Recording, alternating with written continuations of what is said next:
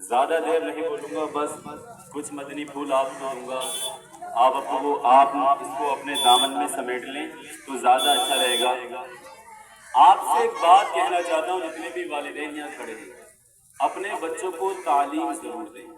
अगर आपको हमारे मदरसे के उसूल अच्छे नहीं लगते या फिर हमारे उसूल अच्छे नहीं लगते तो नई वाली मस्जिद में जाएं, वहाँ पर नाम लिखाएं अपने बच्चों का, या फिर बबरी में, या फिर यहाँ पर लड़कियों का एक जामिया चल रहा है, वहाँ पर अपनी बच्चियों को तालीम जरूर दें। अगर आज आपने अपने बच्चों को तालीम से दूर रखा तो वो दिन दूर नहीं कि आप खुद पछताएंगे, काश हम अपने बच्चों को थोड़ी तालीम दे देते। क्योंकि आज हमारे घर का माहौल होता है, जुमरात को या 6 तारीख को या 11 तारीख को जब फातिहा का टाइम आता है तो हमारी अम्मी से लेकर के हमारे दादा तक सबका एक मिशन होता है कि कोई फातिहा करने के लिए मिले, कि उनको बुला लाओ फातिहा के लिए।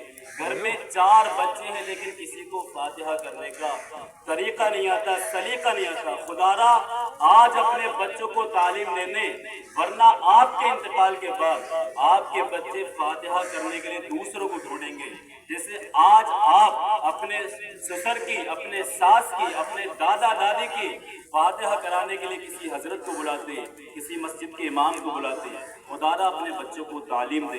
एक बात कह करके मैं अपनी बात खत्म करता हूँ, क्योंकि हमारे बच्चे काफी देर से टहल रहे हैं, क्योंकि इनके पैरों में भी दर्द होता हुआ, इस वजह से थोड़ी बात और कहूँगा। एक गांव में एक कुआं था, वहां पर 3 औरतें पानी भर रही थी। इतने में एक लड़का आता है तो एक औरत कहती है कि ये मेरा बच्चा इंजीनियर बनना है, आने वाले वक्तों में इंजीनियर बन जाएगा। वो अपनी माँ की तरफ देखता है, मुस्कुराता है और चला जाता है। इतनी में दूसरी औरत का बच्चा आता है और कहती है, वो औरत कहती है कि ये मेरा बच्चा है, ये आने वाले दिनों में इंस्पेक्टर बन जाएगा। वो भी अपनी माँ की तरफ देखता है और मुस्कुराता है, चला जाता है। लेकिन तीसरा बच्चा, तीसरी औरत का बच्चा जैसे ही आता है, अपनी माँ को देखता है कि उसकी माँ घड़ा उठाए हुए, मटका उठाए हुए अपने सर पर है, वो फौरन आता है, अपनी माँ को सलाम करता है और उसका मटका जिसमें पानी था उसको अपने सर पर रखता है और चले जाता है। उसकी माँ कहती है ये मेरा बच्चा है और मदरसे में पढ़ता है।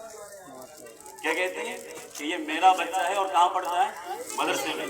खुदारा अगर आप अपने बच्चों को मदरसे की तालीम देंगे तो मदरसे में वालिदैन से अदब करने का तरीका बताया जाता है, अपने बड़ों से अदब करने का तरीका बताया जाता है। लड़कियों को बताया जाता है कि वो सर पर दुपट्टा रखें, किसी गैर मर्द के सामने नहीं आए।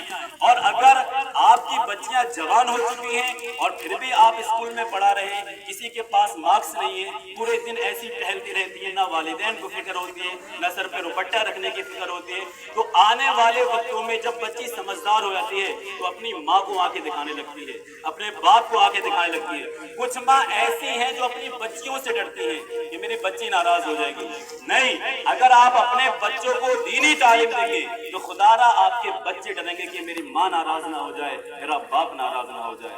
और अगर आपने अपने बच्चों को तालीम ना दी तो वो दिन दूर नहीं कि आप डर डर के जिंदगी गुजारेंगे, लेकिन आप अपने बच्चों से कुछ नहीं कह पाएंगे।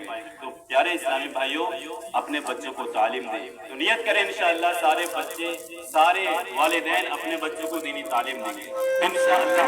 अस्सलाम वालेकुम। सरकार की आमद, दीदार की आमद।